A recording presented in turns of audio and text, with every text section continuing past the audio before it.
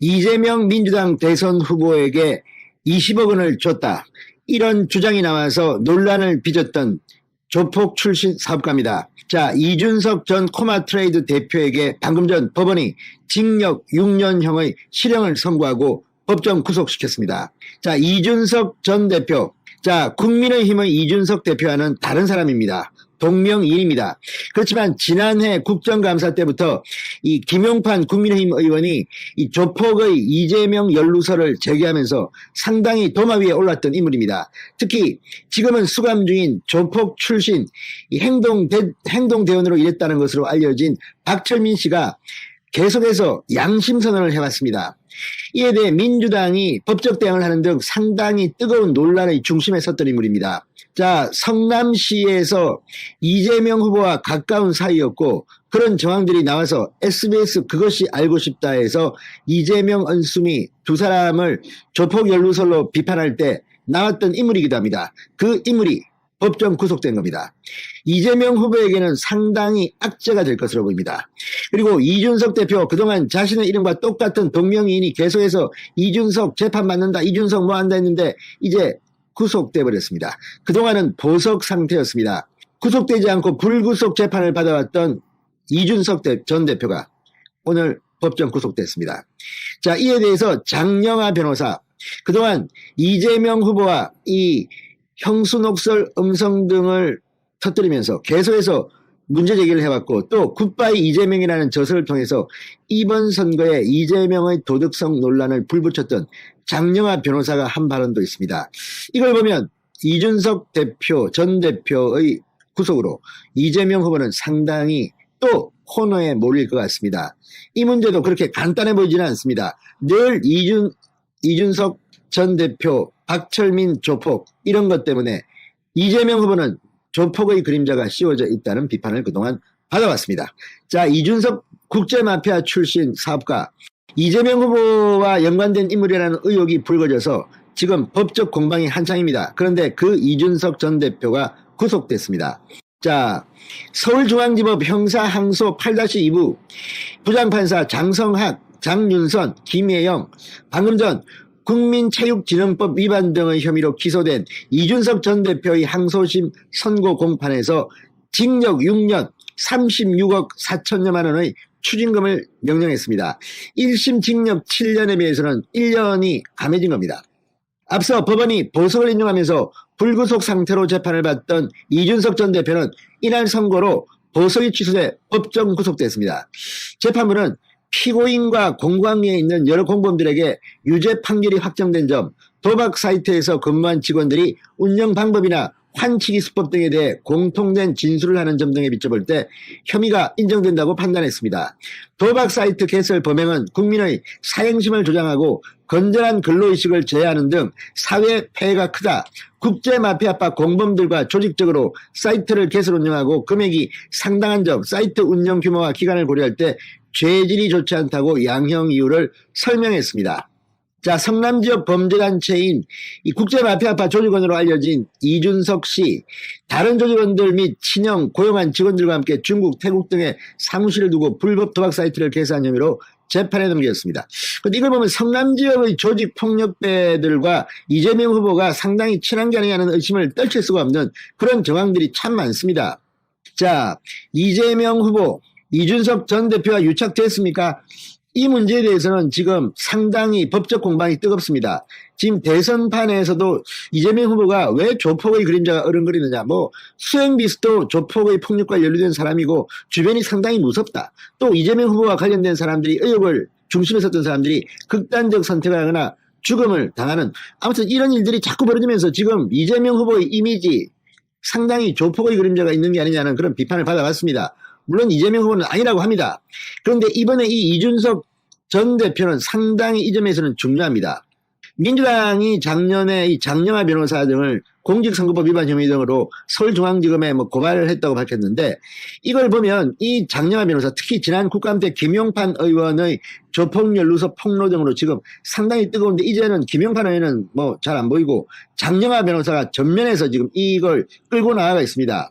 자, 이거의 골자는 이준석 전 대표의 현금 20억 원이 이재명 후보 측에 전달됐다. 이런 주장입니다. 이거 상당히 충격적인 겁니다. 자신을 국제마피아파 조직원이라고 밝힌 박철민 씨가 이 장영하 변호사를 통해서 제보한 내용입니다. 자, 김용판 의원이 수원구치소에 수감 중인 박철민 씨의 진술서, 사실확인서, 공익제보서 등을 근거로 국회에서 밝힌 것은 이런 내용입니다. 이재명 후보가 성남시장 당선 전부터 조직폭력배와 유착관계였다. 이들로부터 20억 원을 받았다. 이런 주장입니다. 그 근거로 돈다발 사진도 공개했는데 이 사진은 2018년 사진과 같다고 해서 논란에 휩싸이기도 했습니다. 자, 장영하 변호사는 이렇게 말합니다. 코마트라이더 이준석 대표가 당시 직원이었던 박 씨에게 사진 속 돈다발을 이재명 후보에게 전달하라고 했다.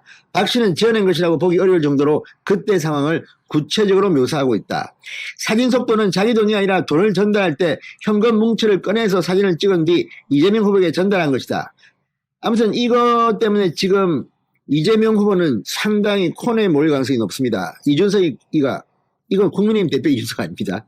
이것 때문에 이준석 대표, 국민의힘 이준석 대표가 구속됐어 하는 분 아닙니다. 지금 이준석은 지금 열정 열차를 타고 지금 전국, 오늘은 충청도로 가서 지금 윤석열 후보를 위해서 열심히 뛰고 있습니다. 이준석이 구속된 게 아니라 조폭 출신 성남 조직마피아 조폭 이준석 전 대표입니다. 동명이인입니다.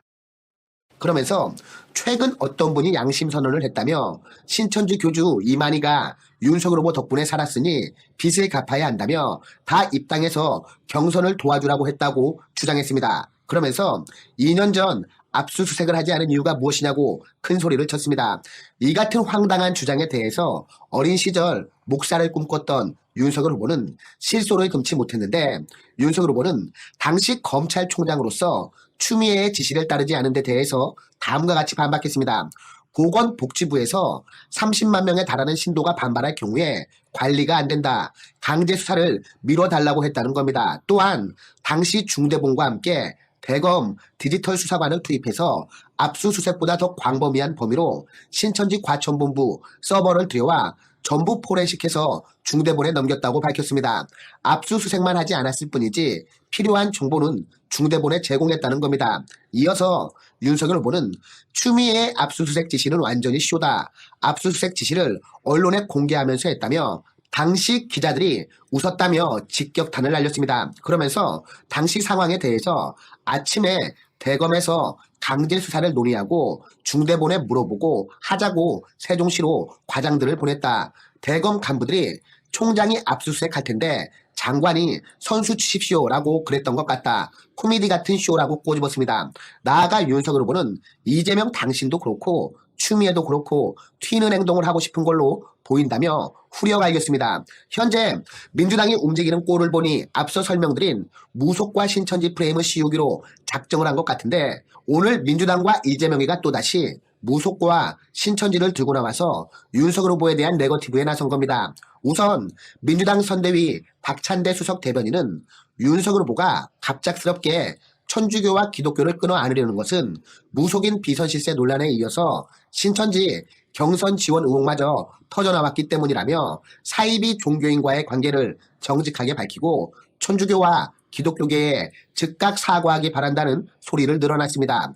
이재명이 역시 세종시 세종전통시장을 방문한 자리에서 동일한 취지로 윤석열 후보에 대한 흑색 선전을 이어갔습니다.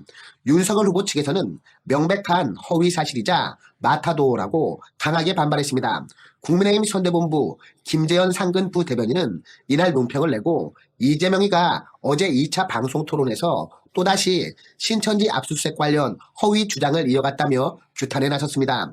김재현 대변인은 윤석열 후보는 보건복지부에서 30만 신도가 반발할 경우 관리가 안 된다. 강제 수사를 미뤄달라고 했다며 중대본과 함께 대검 디지털 수사관을 투입해 압수수색보다 더 광범위한 범위로 신천지 과천본부 서버를 들여와 전부 포렌식해서 중대본에 넘겼다고 답했다고 설명했습니다. 이어서 당시 추미애의 압수수색 지시에 대해서는 언론에 공개한 단순 압수수색 쇼에 지나지 않았고 기자들도 마냥 웃었다고 답변했다며 윤석열 후보는 그간 민주당이 내세운 무속 프레임이 얼마나 황당했던 것인지 다시 일깨워준 것이라고 강조했습니다. 또한 김재현 대변인은 당시 대검찰청은 신천지 압수수색 결정을 위해서 우선 중앙재난안전대책본부의 의견을 청취했다며 중대본은 방역에 지장을 줄 수 있다며 강력한 반대 의견을 냈고 대검찰청이 내부 회의를 거쳐서 압수수색 없이 이미 자료 제출 형식으로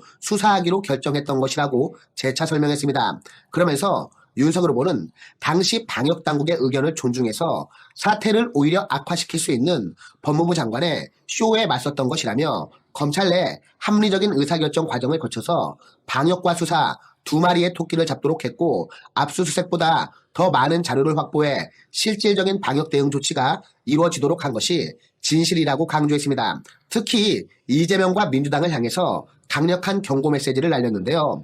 황당무계한 무속 프레임 씌우기에 열올릴 것이 아니라 뻔뻔스럽게 자행했던 정치쇼에 대해 자중하고 국민들께 사과해야 한다며 민주당은 저열한 정치 공세와 마타도어를 중단해야 한다. 편법과 꼼수 그리고 흑색 선전을 앞세운 선거운동은 국민이 결코 좌시하지 않는다는 사실을 명심하기 바란다고 후려 갈겼습니다.